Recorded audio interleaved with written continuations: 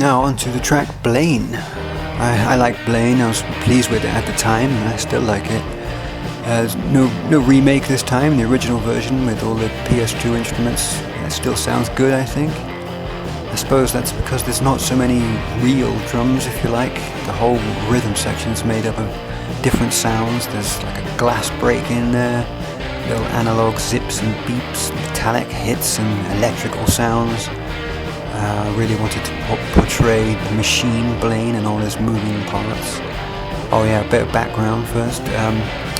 We're at the end of book 3, The Wastelands. Jake has been drawn into the world of the Dark Tower and the Gunslingers group, or quartet, is complete. They've travelled to the ruins of a huge city, Lud. It's this world's equivalent of New York City. And they rescued Jake from one of the gangs that run the city. And to get away and get on with the quest, they have to ride Blaine the Mono. He's a sentient computer. He controls a 2-mile-long monorail capable of immense speeds. Oh, and he's ancient and he's gone insane. He's decided to kill everyone in the city by gassing them, and then kill himself by crashing into the end of his line. Roland challenges him to a riddle contest, and if Blaine can't answer one of the riddles, he must let the quartet live. It was important to convey the sound of Blaine's engine starting up. I wanted it to feel like lots of different machine parts slowly activating, all coming together to power this huge beast of a machine. I like the guitar riffs here too. That's Blaine's broken mind. Just a few simple notes in a constant rhythm with a nice delay effect on it. And then as everything builds up, we get the sense of speed. Blaine is fast. He can go over like 900 miles an hour, I think. I had to get that right. I had to feel fast. There's also that classic chuk chuk chuk chuk chuk rhythm. That's been a thing in music since trains have been around, I think. It's funny how sounds and rhythms from the world can seep into our music. And there's also that nice phasey synth. That's from the PS2. I used to use that a lot. I would have added my own processing on top of the samples, another phaser, reverb and compression. The bass on this is synth bass too, there's no real bass guitar this time. So at the halfway point of the track, we have Blaine has to recharge his engines.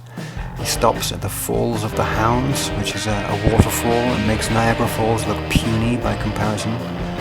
And there's a huge stone carving in the middle in the shape of 2 dogs' heads.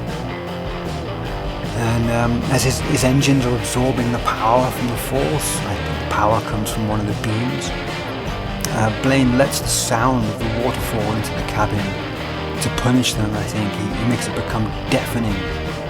So I had this white noise build up during that part. I had it too loud in the mix on purpose. It's painfully loud for our characters, so I wanted it that loud in the track. If you're listening to it on headphones at a good volume, it should be uncomfortably loud, that part. The guitar solo in this final section, that's another one I worked out ahead of time. I was pretty pleased with it at the time, but as ever, I wish it was a bit better now. Some more variation and little tricks and things would have made it more interesting. Terry says I'm my own worst critic. This one probably took a week to create, and I would have been writing it, working it out in my head from maybe a month before recording started. Maybe less than that actually. I do remember this one, it came together quite easily. I had a pretty clear vision of how it was going to go, and I didn't have to struggle to come up with riffs and things this time. It's nice when that happens. I wish it would happen more often. So that about wraps it up, I think. Thank you for listening. I hope it's been somewhat interesting. This has been Pete Hodges, aka Fingers T, talking about some of my Dark Tower music. Thank you.